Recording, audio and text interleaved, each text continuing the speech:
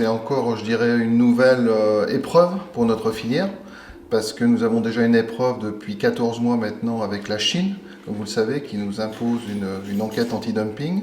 On a aujourd'hui des taxes provisoires qui s'appliquent de 35% sur notre deuxième marché, alors que cette nouvelle qui tombe hier soir, côté États-Unis cette fois, avec potentiellement 20%, bien sûr que pour notre région, c'est une sacrée douche froide, très clairement, et pour toute notre économie, parce que les États-Unis, là, c'est notre premier marché.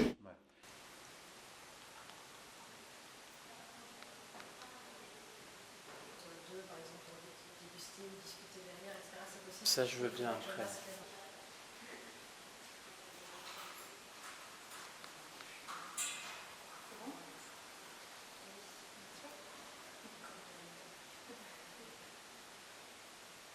Enfin, le cognac a plus de 300 ans. On a été content de développer pendant des décennies ces deux marchés, en fait, voilà, qui étaient nos deux réacteurs.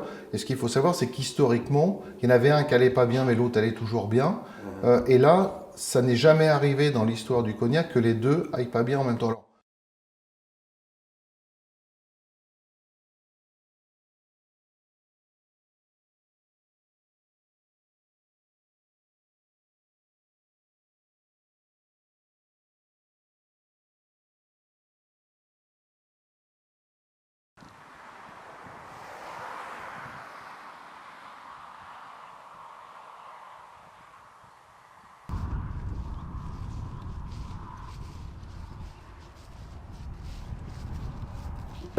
Ici, on travaille avec du vivant, c'est la vigne, donc moi je me suis déjà réveillé un matin avec mes vignes grillées à 80%. Donc on a l'habitude de tomber et se relever, c'est un petit peu dans l'âme du viticulteur, de l'agriculteur. Voilà. On a fait face à tout ce qui nous est arrivé avant, donc on va continuer à faire face à ce qui va arriver après, dans la limite du raisonnable.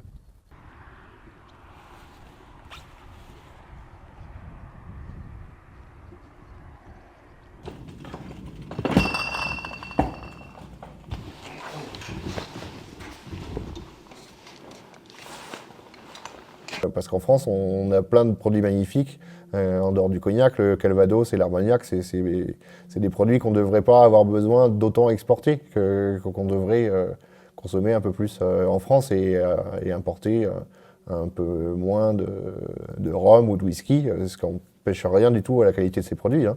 Mais si on pouvait être un peu plus patriote, ce serait pas mal pour le cognac et pour tout le reste, oui.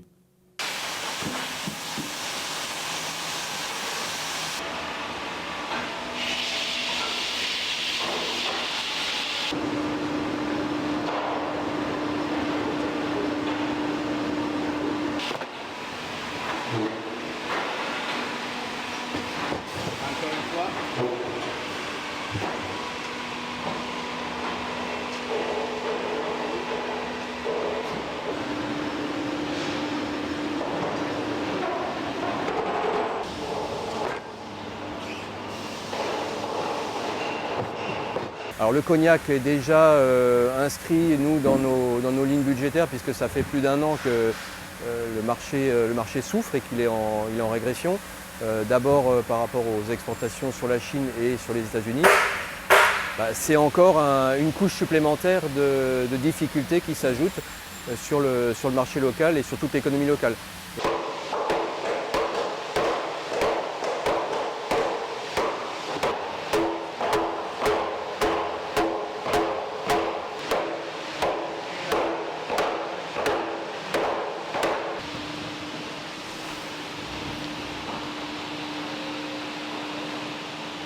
Et donc on a déjà cette nuit un de nos plus gros clients qui nous a dit qu'il met sa commande en pause pour voir comment il va gérer ce surcoût de taxation de l'ordre de 20%, savoir s'ils vont réduire les volumes à due concurrence pour tenir leur ligne budgétaire.